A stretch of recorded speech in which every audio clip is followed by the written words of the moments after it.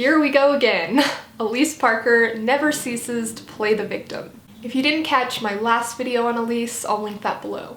The mindset transformation queen hopped on Instagram the other day to send a message to her critics that she's a human too, and she has feelings, and our criticism hurts her feelings.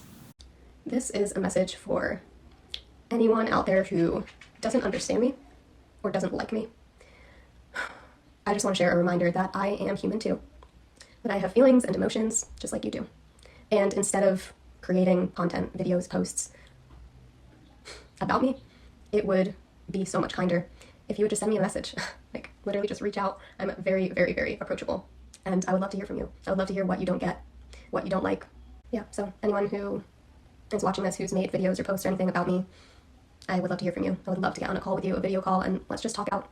Let's talk it out like mature adult humans and just see that maybe we have more in common than we may think. So the offer's on the table. And yeah, once again, a reminder that I'm not invincible to words and videos and anything. I'm human. This is such bullshit for reasons I'll get into, but I find it ironic that she's pleading with us to stop making videos about her, and it turned out to be the Streisand effect because it inspired me to make this video. I legit think she watched my video about her because I talked about how she's the poster child for toxic positivity, and right after I posted it, she talks about how we should welcome all feelings and not suppress negative emotions. Which, honestly, I'm glad she took this piece of criticism and applied it, and she's now promoting this message of feel your feelings to her audience rather than good vibes only. But this one change doesn't make up for all of the other shit people are calling her out for. Like, feeling her feelings doesn't right her wrongs. Alyse is all about the law of attraction. The energy you put out will come back to you. She is notorious for deleting critical comments. Like, any comment that isn't praise or adoration is perceived as hate. And she doesn't need that kind of negativity in her life, okay? The irony is that all of this energy she's been putting out into the universe, the fakeness, the lack of integrity, the lack of social and self-awareness, is coming back to her in the form of public criticism. Like, girl, there's a reason you have multiple channels dedicated to exposing your bullshit. I highly doubt these channels would exist if you didn't incessantly delete comments on your videos and Instagram posts. And I would love to hear from you. I would love to hear what you don't get, what you don't like. We've told you! And you clearly don't love to hear it. You just don't want it on the internet for others to see because it affects your image and your business. Some of the criticism may be a bit harsh, and I certainly don't condone legitimate bullying and harassment. But most of what I've seen has been fair and valid. I talked a bit about cancel culture in my recent video on the Me Too movement, and I think that we should question the effectiveness of public shaming as a strategy to achieve our goals. But that's not to say that exposing people for their bad behavior is never justified. It depends on the context. Publicly criticizing a public figure for what they put out on their public platform is fair game, in my opinion. I mean, within reason, I think that we should criticize a person's actions and the content of their character rather than their physical appearance. Alyse is a public figure. This is the life she has chosen for herself. Criticism comes with the territory of putting yourself out there on the internet. Everyone knows this. But Alyse wants all of the benefits of being an influencer / life coach and running an online business without the downsides. You can't have your cake and eat it too. For the record, I don't have a problem with influencers admitting that sometimes the criticism gets to them. Not everyone has unshakable confidence, and it's totally fine to admit this. It doesn't make you a pathetic loser. Take ContraPoints, for example. The difference between Natalie and Alyse is that Natalie is not peddling an online course on self-confidence. Alyse cannot handle even the most benign, constructive criticism, yet she has the audacity to charge $600 for her Confidence Mastery program, where she teaches you how to have unshakable confidence. There have been many videos about the absurdity of this program, her deceptive advertising, and how you can find all of this information online for free. She is charging $597, marked down from $797, which is a well-known marketing trick, for a course that, by its very nature, targets insecure, distressed individuals who are seeking help for their mental health issues. She has no credentials, or I should say her credentials are a joke. And pointing this out really triggers Alyse. But this is the girl who brags about making multiple six figures a year. You know what you could do with all of that money? Go to fucking school and get a fucking degree. And then maybe people will get off your dick about not having credentials. Or you could stop making such bold promises and charge a fair amount for your services. Alyse obviously put work into this course, and perhaps she has some insights to offer. But is the value represented in the price? Let's compare Alyse's Confidence Mastery course to Michelle, aka Banana Blondie's online yoga business. Here's what's included in Alyse's Confidence Mastery program. Impactful curriculum. That's subjective. Oh, and by the way, these aren't links, like you can't click to learn more, so this is all we got. Weekly accountability worksheets. Okay, fair enough, this might have some value. Lifetime access. What does this mean exactly? Invitation to join exclusive support group. Notice the wording here. Invitation. Like, is this not a guarantee? Opportunity to attend live calls with Alyse Parker. Again, the wording here is a little sketchy. Like, why not just say live calls with Alyse? And out of this world results, all for the discounted price of $597. Here's what's included in Michelle's Banana Blondie yoga membership. Over 160 yoga tutorials, categorized by length, intensity, focus, etc. A 1-month beginner program, access to a forum where Michelle diligently responds to questions, accountability and yoga challenges, plant-based meal ideas, and private videos that aren't on YouTube. And you get all of that for $14 a month. I paid $10 a month because I signed up years ago, and she has since upped the price because she increased the value. This is extremely affordable. Most yoga studios charge $15 to $20 per class, which I've always thought was ridiculous and elitist, but that's a topic for another day. And what are Michelle's credentials? Well, she's a certified yoga instructor and she's been practicing for over 20 years.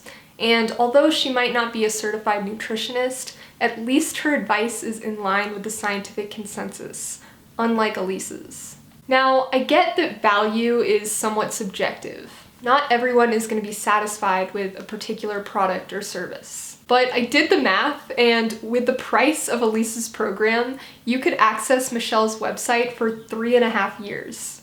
The reason I chose to compare Alyse's program to Michelle's is because Michelle has genuinely transformed my life.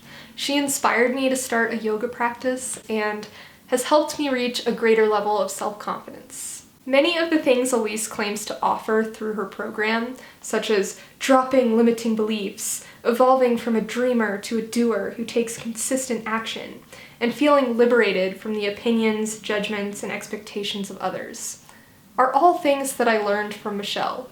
I'll leave a few links in my description box that were really impactful. Her video on how not to give a fuck what other people think, which was made as per my request, is very meaningful to me.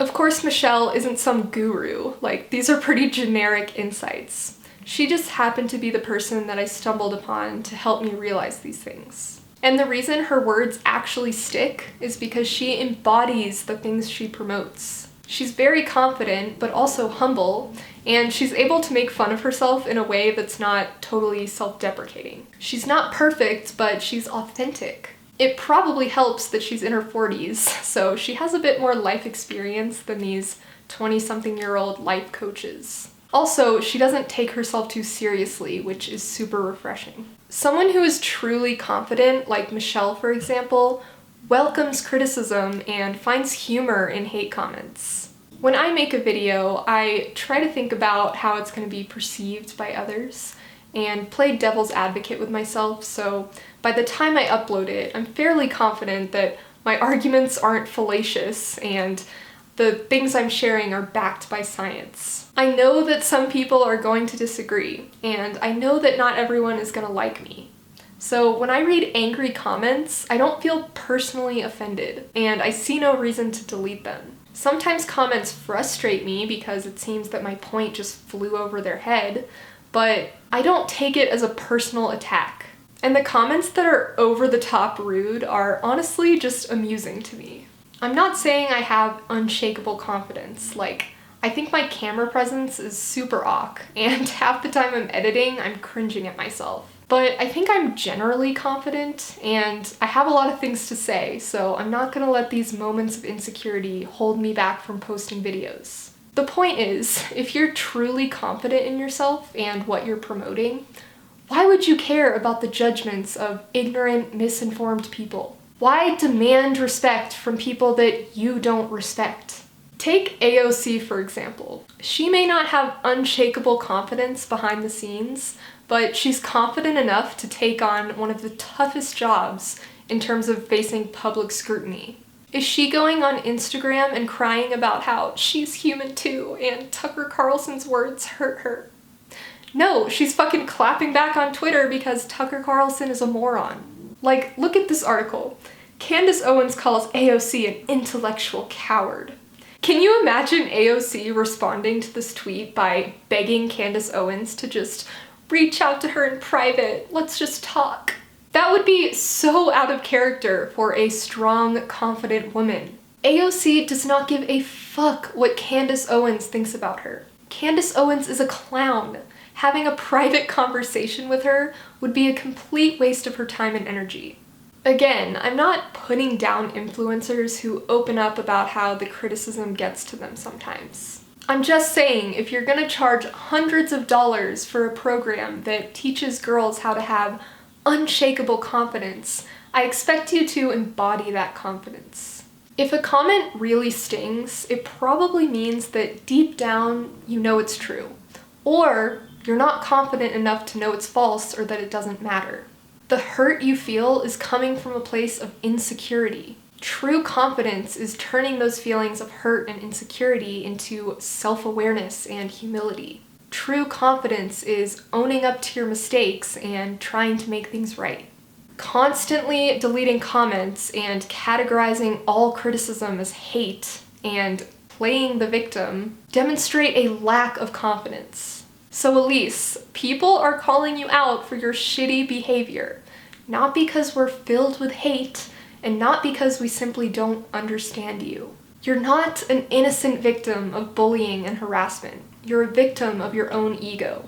We would love to see you take some time off and go see a therapist. You've made multiple six figures, so you have the money for it. Come back in a year and admit you were wrong, stop scamming people, stop killing animals, and we will forgive you. Or don't come back at all and get a job off the internet where you won't have to deal with being bombarded with the opinions of strangers. Thank you so much for watching. Please give this video a thumbs down and leave a nasty comment. And I'll be okay because I'm confident that I'm living in alignment with my values. All right, peace out.